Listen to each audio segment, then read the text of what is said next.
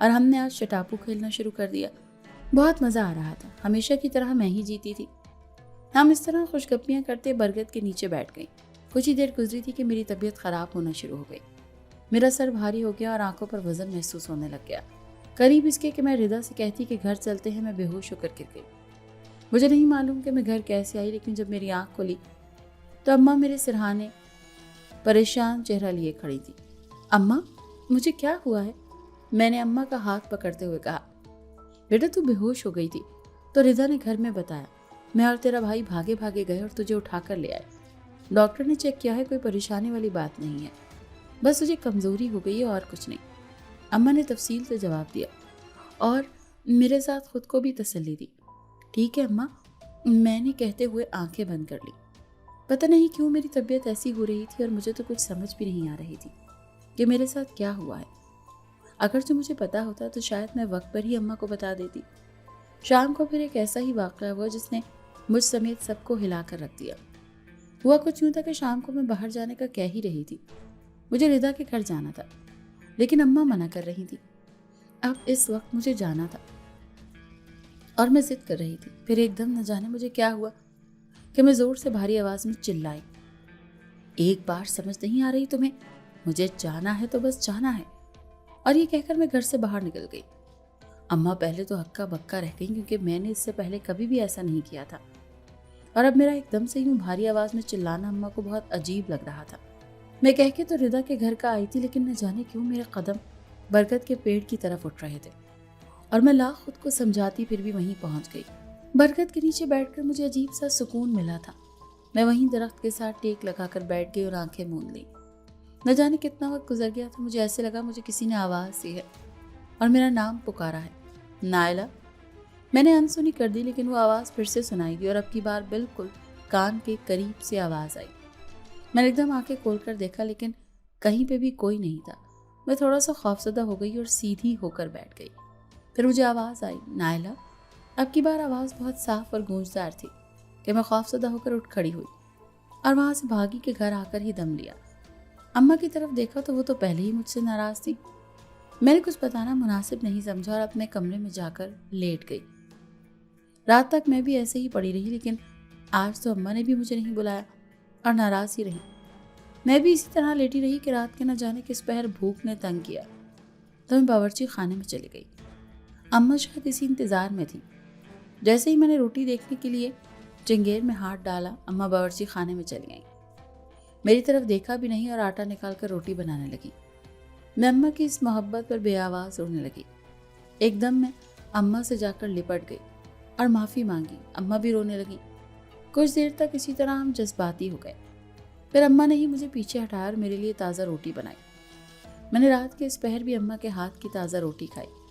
हम माँ बेटी काफ़ी देर बैठी बातें करती रहीं और फिर सोने के लिए चली गई। अगले दिन मैंने सुबह अम्मा से कहा कि आज मैं कहीं नहीं जाऊँगी, सारा दिन तुम्हारे पास ही रहूँगी। अम्मा तो खुशी से निहाल हो गई। मैं अम्मा के साथ छोटे मोटे कामों में लगी रही और अम्मा का मूड खुशगवार करने में कामयाब रही कि अचानक शाम को ऐसा हो गया जिसने अम्मा को बेहद परेशान और खौफजदा कर दिया। हुआ कुछ यूँ कि अम्मा सहन में चारपाई पर बैठी सब्जी बना रही थी कि अचानक मुझे न जाने क्या हुआ कि मैं बाहर की तरफ लपकी। अम्मा ने मुझे रोका और कहा कि इस वक्त कहाँ जा रही हो।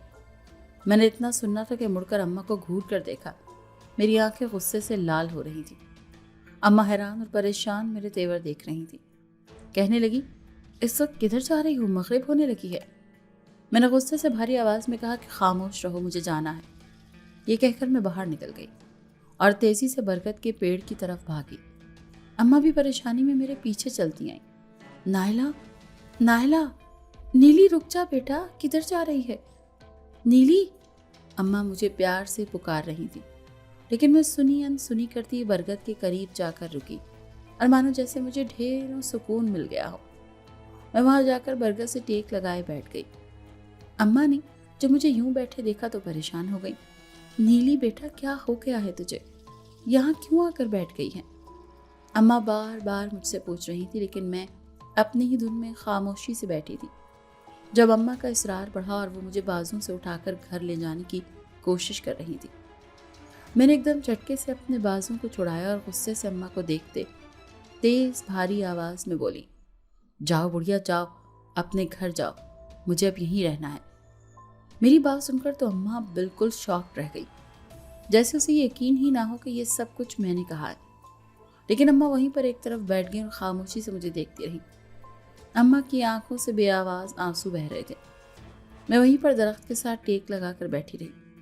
न जाने कितना वक्त गुजरा कि मेरा भाई मुझे और अम्मा को ढूंढता हुआ बरगद की तरफ आ निकला। उसने जो मुझे यूं बैठे और अम्मा को बैठे देखा तो परेशान हो गया। वो फौरन अम्मा के पास गया और उनसे पूछा कि ये सब क्या है।